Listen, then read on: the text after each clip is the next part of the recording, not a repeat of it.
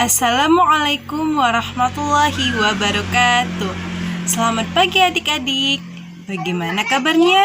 Ya, tentu kita semua yang ada di sini dalam keadaan sehat, bukan? Bertemu lagi dengan Kakak Mutia dalam dongeng anak usia dini. Pada kesempatan ini, Kakak akan membawakan dongeng yang berjudul Bawang Merah dan Bawang Putih.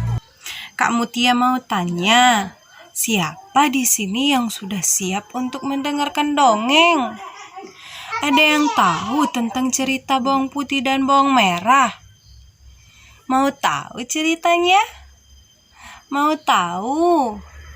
Mari kita dengarkan sama-sama.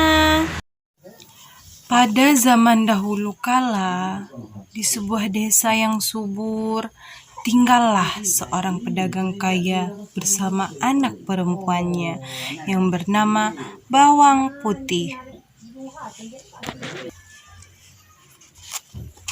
Suatu hari, setelah si pedagang pulang dari bepergian, geruduk, geruduk, geruduk, geruduk, geruduk, geruduk, dia membawa seorang ibu dengan anak gadisnya. Si saudagar hendak menikahi ibu ini. Maka Bawang Putih pun memiliki ibu tiri dan kakak tiri yang bernama Bawang Merah. Saat ayahnya pergi berdagang, maka ibu tiri dan Bawang Merah akan memperlakukan Bawang Putih layaknya seorang pembantu. Setiap pagi akan terdengar teriakan ibu tiri dan Bawang Merah bergantian. "Hei, Bawang Putih, cuci bajuku!" Belum selesai mencuci baju, Bawang Putih sudah dipanggil ibu tirinya. "Bawang Putih, siapkan sarapan. Kami sudah lapar." Baik, Bu." Karena Bawang Putih sering bekerja dan dihukum, tubuh Bawang Putih pun jadi semakin kurus. Suatu hari, ayah Bawang Putih pulang ke rumah dan jatuh sakit. Sakitnya menjadi sangat parah. Tuhan berkata lain, ayah Bawang Putih pun meninggal dunia. "Ayah, jangan tinggalkan Bawang Putih. Ayah." Bawang Putih menangis sedih. Ibu tiri dan Bawang Putih justru kegirangan karena rumah dan harta ayah Bawang Putih menjadi milik mereka. "Hahaha, lihat Bawang Merah, akhirnya dia meninggal juga. Hahaha." "Iya, Bu, kita akan kaya." Bawang Putih mencoba terus bersabar, meski terkadang dia sering menangis di malam hari. "Ya Tuhan, tolonglah aku. Kenapa mereka selalu jahat kepadaku?" Suatu hari, Bawang Putih pergi ke sungai hendak mencuci baju.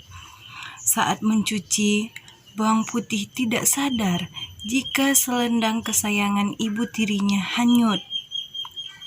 "Hah, selendang kesayangan ibu tidak ada. Jangan-jangan hanyut. Aduh, bagaimana ini? Aku tidak berani pulang. Aku pasti akan dipukul ibu habis-habisan." Akhirnya, Bawang Putih pun pergi menyusuri sungai untuk mencari selendang ibu tirinya. Di sana, ia menemukan sebuah rumah kayu. Bawang Putih mengetuk pintu rumah itu. "Permisi, Nek.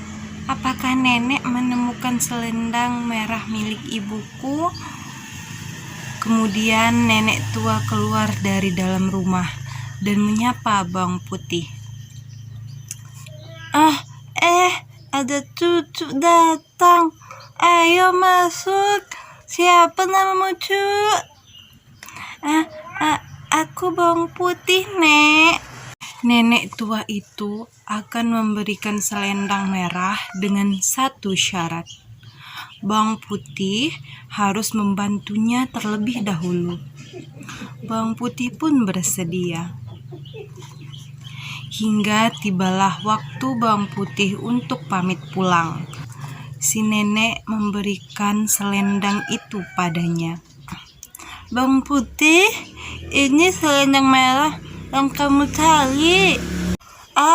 Iya, nenek ingin memberikan hadiah sebuah labu untukmu karena kamu sudah membantuku. Pilih mana yang kamu suka. Aku pilih yang kecil saja, Nek. Baiklah, ambil labu itu. Tapi ingat, labu itu jangan kamu buka sebelum kamu sampai di rumah. Paham? Baik, Nek.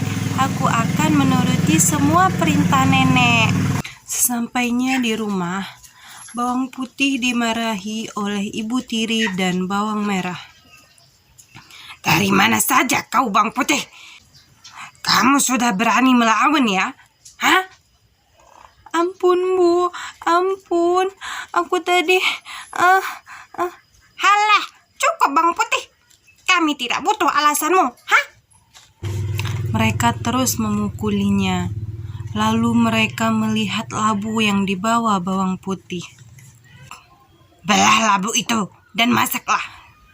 Kami sudah sangat lapar karena menunggumu dari tadi.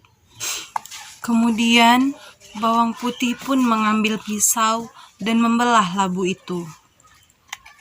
Alangkah terkejutnya sebab isi labu itu penuh dengan perhiasan yang berkilauan dan mahal harganya. Dari mana kamu mendapatkan labu itu? Bawang putih pun menceritakan semuanya. Aduh, bawang putih, seharusnya kamu memilih labu yang lebih besar. Isinya pasti lebih banyak. Dasar. Mendengar kata-kata bawang merah, si ibu tiri akhirnya mendapat ide. Sepertinya aku punya ide. Keesokan harinya, ibu tiri dan bawang merah pergi ke sungai. Mereka sengaja menghanyutkan selendang merah. Diam-diam, mereka mengikuti selendang hanyut itu. Sepanjang perjalanan, bawang merah mengeluh karena ia tak biasa berjalan jauh. Aduh, aku capek sekali, Bu. Kita pulang saja yuk. Bawang merah, sabar. Sebentar lagi kita akan dapat perhiasan lebih banyak dari bawang putih. Tapi Bu, aku capek. Sabar.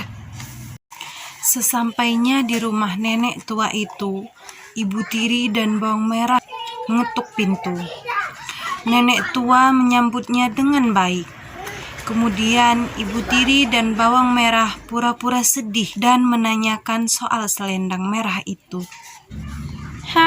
Nenek yang baik hati, apa nenek menemukan selendang merah milik ibuku? Oh iya, kebetulan nenek tadi temukan di sungai. Seperti halnya dengan bawang putih, si nenek baru akan memberikan selendang itu jika mereka membantunya. Dengan terpaksa demi mendapatkan buah labu itu, mereka bekerja membantu nenek, meski sambil mengeluh. Capek sekali. Kalau bukan karena buah labu itu, aku tidak akan mau melakukan ini. Iya, Bu, sudah lelah. Semoga isi buah labunya nanti lebih banyak. Akhirnya, nenek tua itu memberikan selendangnya kepada bawang merah dan ibunya. Di meja ada 2 buah labu yang besar dan kecil. Coba pilih 1 labu sebagai hadiah dariku. Dan tentu saja Ibu Tiri dan Bawang Merah memilih labu yang besar. Aku pilih yang besar dong, Nek. Iya, yang besar saja. Ingat, jangan kalian buka labu itu sebelum sampai di rumah. Iya, Nek, itu pasti. Kami pulang dulu ya, Nek. Di tengah perjalanan, Ibu Tiri membelah labu besar itu. Mereka sudah tidak sabar untuk perhiasan yang akan mereka dapatkan. Bu, ayo kita buka sekarang saja buah labu ini. Nenek tua itu kan tidak tahu. Iya, ayo kita buka. Ibu juga penasaran.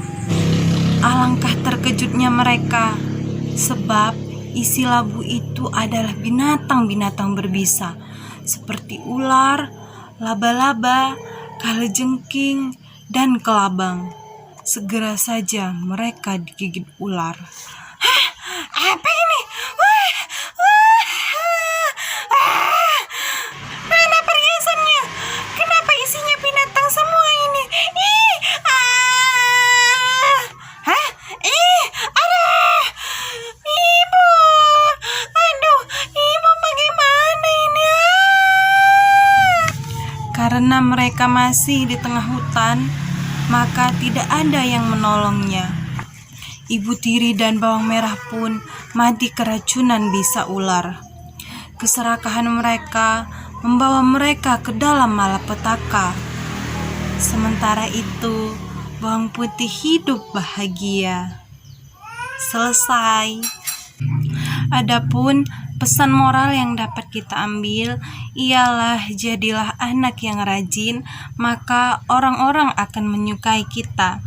Dan sifat yang serakah tidak akan membuat kita bahagia, justru akan membawa malapetaka bagi kita. Nah, begitulah adik-adik cerita Bawang Putih dan Bawang Merah. Tentunya adik-adik tidak ingin menjadi seperti Bawang Merah dan ibunya ya. Yang namanya seorang kakak harus saling mengasihi dan melindungi adiknya. Begitupun dengan seorang ibu, tidak boleh pilih kasih dengan anaknya dan tidak boleh menjadi manusia yang serakah. Tentu harus tetap bersyukur dengan apa yang kita punya. Itulah cerita yang dapat kakak sampaikan. Lebih dan kurangnya kakak mohon maaf, dan kepada Allah kakak mohon ampun. Akhirul kalam, wallahul muwaffiq ila aqwamit thoriq. Wassalamualaikum warahmatullahi wabarakatuh.